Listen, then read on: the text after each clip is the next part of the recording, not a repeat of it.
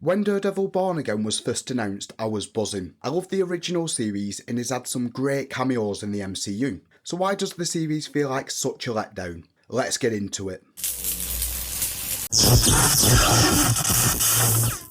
I honestly wasn't impressed with this series from the get-go. The opening scene's fight sequence between Daredevil and Bullseye were terrible. I mean, where to begin? You couldn't see anything for about 80% of the fight due to terrible camera angles, bad lighting and the unnecessary amount of dust. The parts you could see, you could barely tell what was happening due to bad choreography, and the CGI rooftop running section looked like something from Ben Affleck's Daredevil. It was just awful.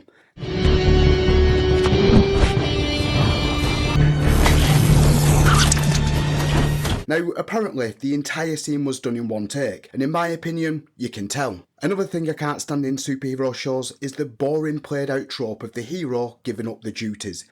Why did you stop being a vigilante? Regardless of what story the writers are trying to tell, nobody wants to watch a superhero show to then not see the hero for the majority of it. And then they always have to do that whole, the hero's rusty, so ain't as good as they previously was bullshit.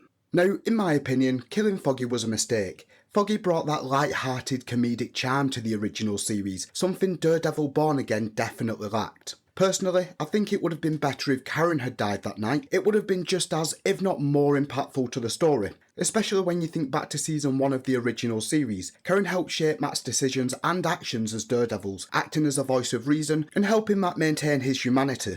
If Karen had been the one killed, Matt would have lost his moral anchor, and instead of giving up being Daredevil, the show could have taken him down a darker character arc, while still keeping the much needed light-hearted presence through Foggy. Look, I'll admit there was a lot going on throughout the series, so why did it feel so damn boring? I think because Matt had given up being Daredevil for the first half of the show, and the story mainly focused on Matt's court cases, the first few episodes just dragged on a bit.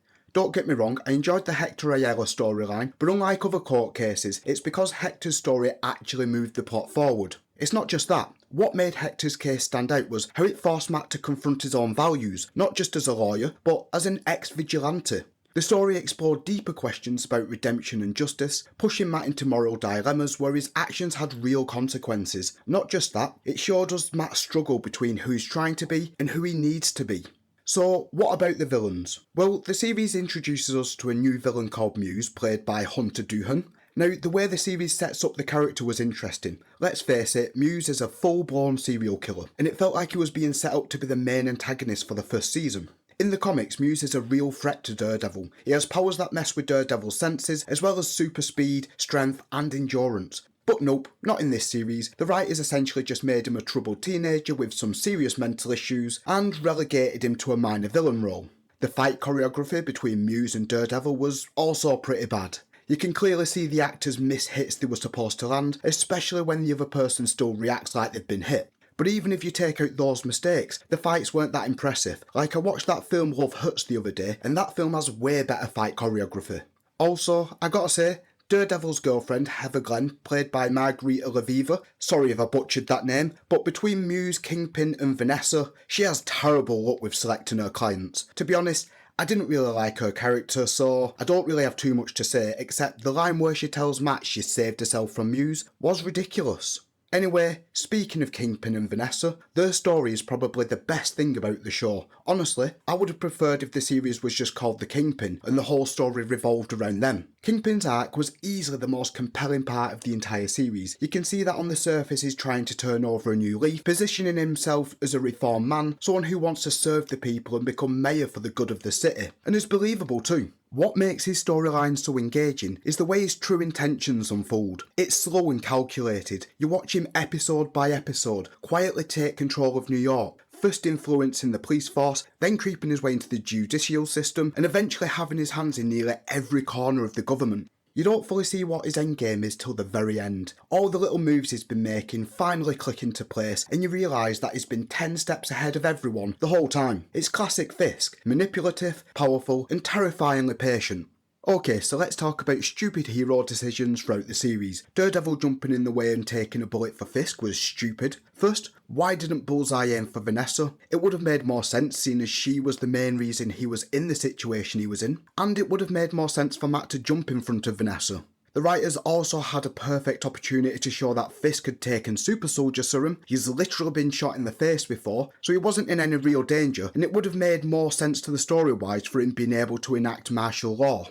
But I know why they did it. It's so Daredevil was too injured to do anything in the final episode. The fact that it was building up for Matt to go full Daredevil at the end, but then had him just walk away was so disappointing. Now, the reason I say full Daredevil is because, let's face it, Daredevil sucked at fighting throughout the majority of this series. We've seen him fight She-Hulk and is able to fight on par with heroes like Spider-Man, yet throughout most of Born Again, he struggles against normal people.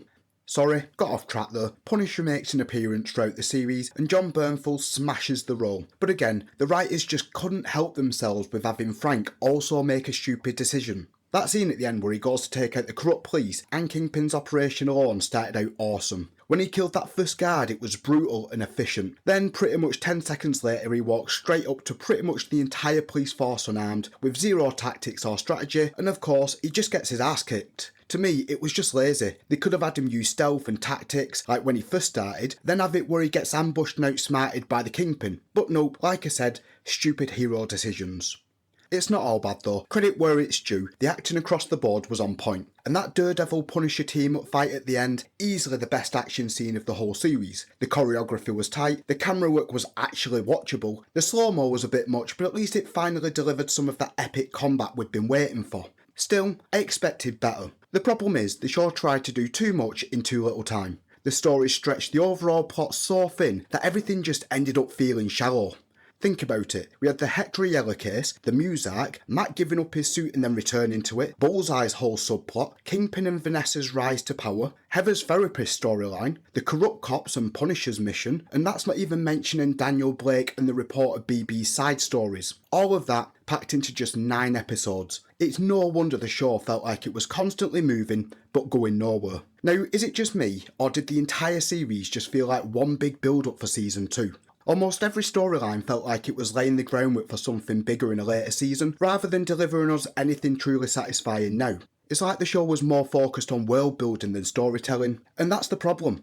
When you treat an entire season like one big prologue, it ends up feeling less like a revival and more like a placeholder for future entries into the MCU. Also, that end scene setting up season 2 was a proper letdown. When Daredevil said he needed his own army and opened the door, I was expecting the Defenders, like Jessica Jones, Luke Cage and that, not just a bunch of random cops. I mean, even though She-Hulk, where's she at? Let's face it, with the entire plot taking place in New York, impacting every hero and vigilante in the city, Spider-Man should have at least been mentioned at the end.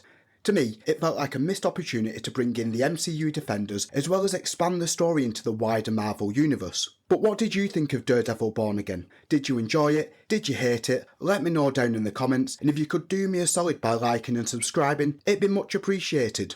Also, if you like livestream gameplay, then check out my Twitch, and I'm currently looking for a Discord admin, so if you're interested, join my Discord, send me a message, the links are in the description. I hope you all have a great week, and thanks for watching. Until next time peeps, stay frosty.